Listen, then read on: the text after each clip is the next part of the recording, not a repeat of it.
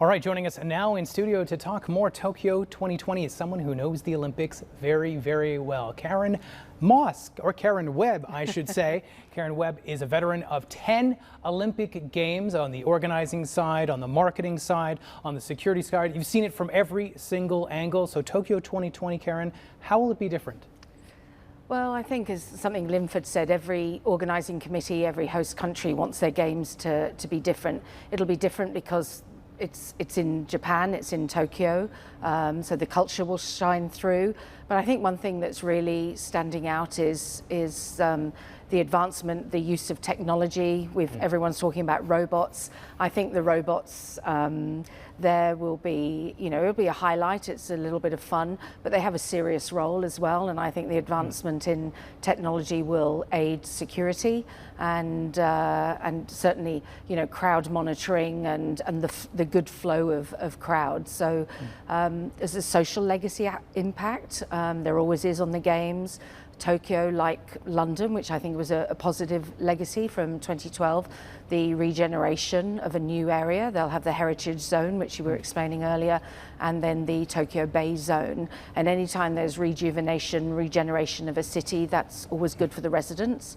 And the social legacy, I think, as we saw in Beijing 2008, and it's something I've been back to Beijing and actually seen, is the acceptance of people with a disability, and that's absolutely the positive impact of something so mega as the Olympic and Paralympic Games. Mm-hmm. You did mention the robots there. We were talking earlier in the show, of course, about whether you shake the hand of a robot, what about these looks that it's going to give, but you do make a good point that they do have an actual real purpose there for security, which is your bread and butter. Obviously that's something that could concern people as well, but is important, I imagine. Yes, I think this will be the games that has the most amount of artificial intelligence in terms of security operations.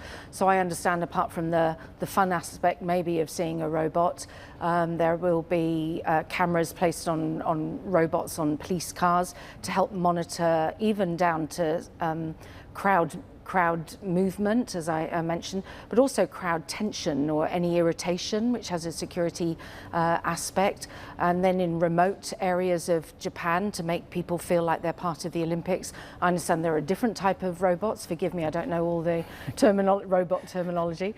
That will help people through virtual reality, and robots feel that they're part of the games going on in Tokyo or wherever sports are going on in other parts of Japan. So they actually have a very serious role to play, and that's part of securing the games. Okay, let's get to another topic that you did bring up. Legacy, of course. Legacy, that is a big word used in the Olympic Games these days. Money not being spent where it's not supposed to, venues that have uses after the games. Obviously, there's been some games in recent years that have done poorly in that aspect, some that have done better. We look at Tokyo, we look at most of the venues already pre-existing. How has Tokyo done in that aspect for you? Well, I think that, as I said, the social legacy, I think that seems positive. Everything I read, everything I've heard and been involved in terms of, new housing, new transport, additional transport. I mean, they're a leader in terms of speed, speed and transport and complex transport, links. But I think that the legacy that is being focused on, and as I understand from the IOC had recently come out, is really how can they use the venues, and that is white elephants is something in the Olympic world we talk about a lot. Certainly, I worked for the Sydney Organising Committee. I don't think we really got the legacy and the use of the stadiums right until 8 to 10 years later after our games. London 2012 had the foresight between the Mayor of London at the time, and now Prime Minister, and of the UK, and the Organising Committee, to set up an organising committee to actually focus on the legacy. So I think the slight red flag is about how will they use the venues, what will happen to them afterwards. You can still go to Athens, you can go to parts of Beijing and see venues that are just not used. So it's really important that Tokyo or Japan start bidding for major events now, fill those stadiums, get youth and community sports in there, and really that will, time will tell. Yeah, and of course you don't even have to go to examples that far back to look at issues concerning legacy. I was at Pyeongchang last year, and there were plenty of venues there. There were a lot of question marks. This is a small town. Will this be used again? But in that vein, does that benefit perhaps a large city like the largest city in the world, Tokyo, that there's more of a chance there will be some kind of use or demand for these buildings in the future? It should do, but again, it takes planning. It doesn't matter if you're the largest city or the smallest. It's about, access to the venues, to the local community, new ways of bringing in events, bidding for events in advance. I mean, most of the international federations or NGOs are bidding for events 5 to 7 years in advance. So it takes planning to make the legacy work. But it's got to be a legacy that's positive for the residents and citizens of that country. Absolutely. Well, we heard a little bit earlier in the show from the IOC's John Coates. He did also speak about legacy. Let's hear from him on that. The positioning of these games, so far as the local organising committee is concerned, continues to be the reconstruction games, engaging with youth as they've done through the selection of the additional sports that have been added, and that's something the IOC is keen on.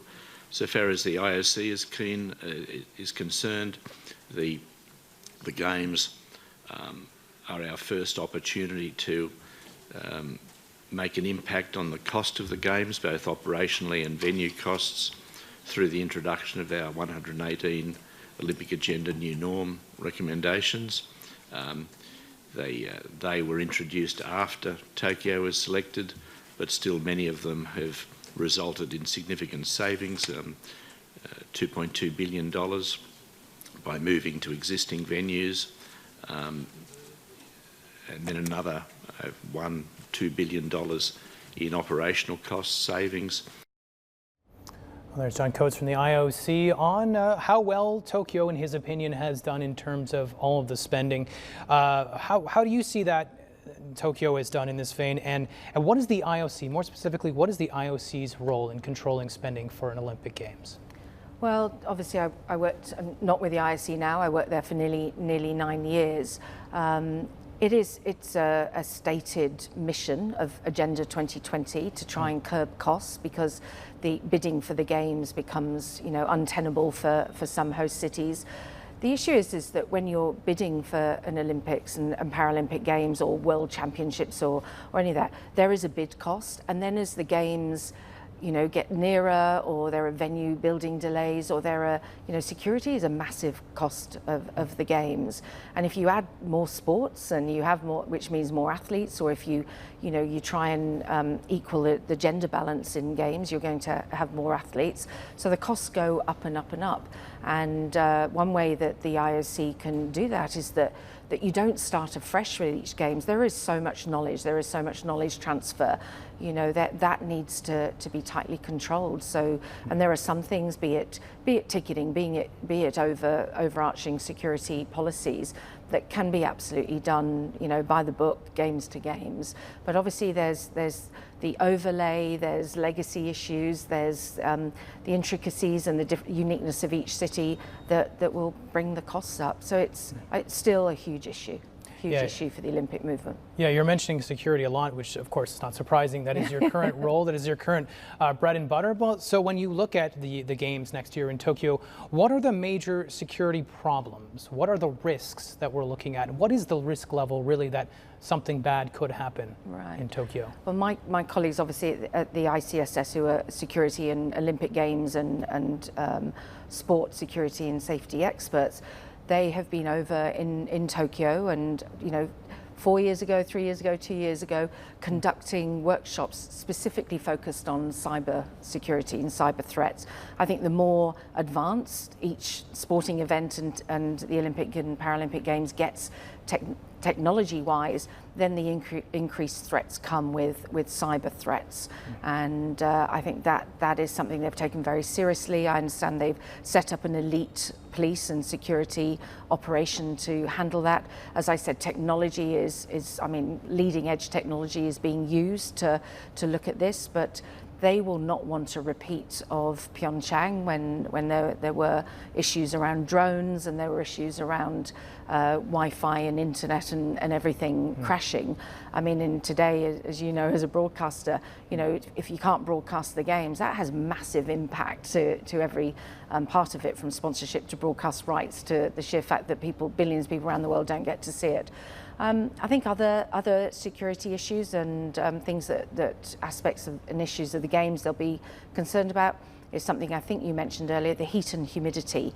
I mean, I somewhat smile because I don't believe that, you know, I remember going into Beijing 2008 opening ceremony, and we had to line up for a long time for mag and bag and security, and I thought I'd literally wilt and fade away. The humidity and the heat was unbearable, but it is a fact that the games are taking place at the hottest part of the year.